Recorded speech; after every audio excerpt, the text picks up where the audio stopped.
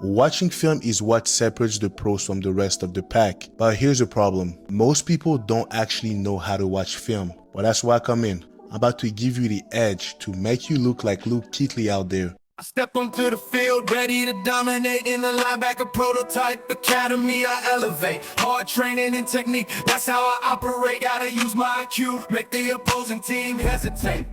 I study the plays, know every move they make. Honestly, you shouldn't trust a teammate who doesn't watch film. You don't need to watch hours and hours of film like some people do. You should at least watch the things that get you prepared. Everyone got an opinion, but a lot of what's out there just doesn't cut it. Just to give you a perspective, I was a D1 All-American and played linebacker professionally for 5 years. Now I'm teaching young linebackers the right way to play the linebacker position. But before we get into it, there's one term that you need to know, and it's called micro-learning. Micro-learning is all about taking small chunks of info and focusing on a specific outcomes. In other words, you're learning in short, focus bursts. We're going to circle back later to this, but keep in mind as we move forward.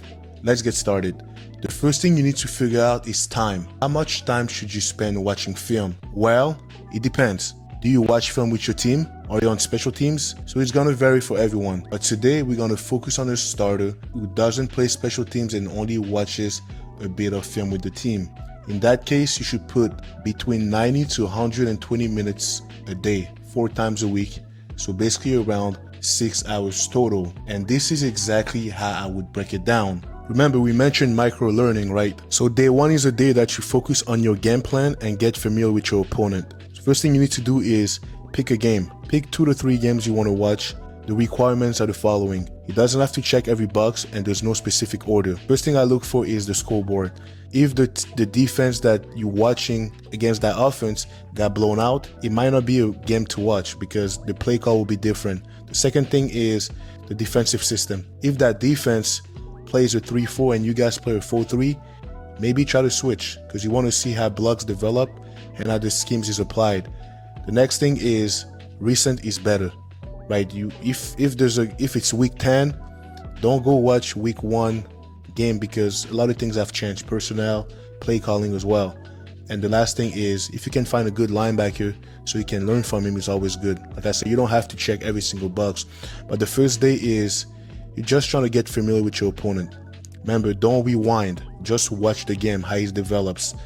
Make sure to call your base call on every play because you got to remember 60% of the time you guys will be in base.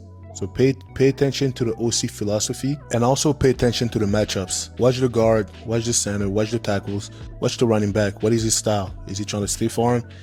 Is he trying to run you over? Is he shifty? So try to get familiar with your opponent. On day 2 now, this is when you start breaking down film, right? You will focus on first and second down only. So you have to break it down by down and distance in your huddle.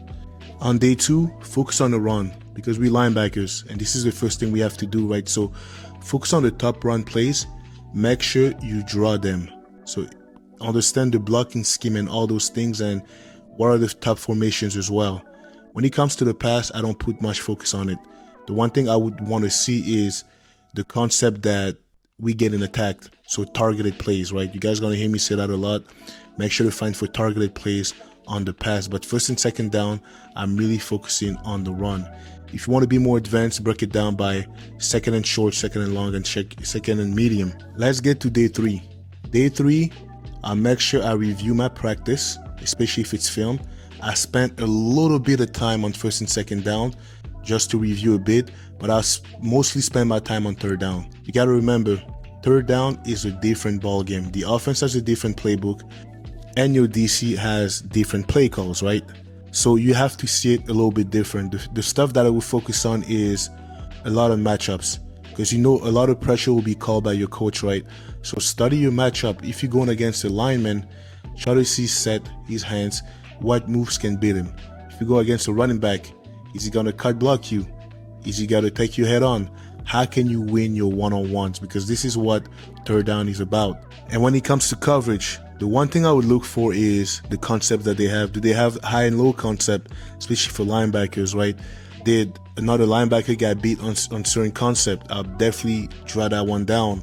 And the last thing is I can look for the quarterback. Does he go off his first look, his second look? Those are things that I like to see. Does he run after his first look is not open? This is the stuff I want to see. On day 4 now, this is the last day. Day 4 is the last day, right? So I'm focusing on red zone, screens, draws, and 2-point plays / trick plays, right? What location on the field do they like to run the screens? What side? How do they set it up?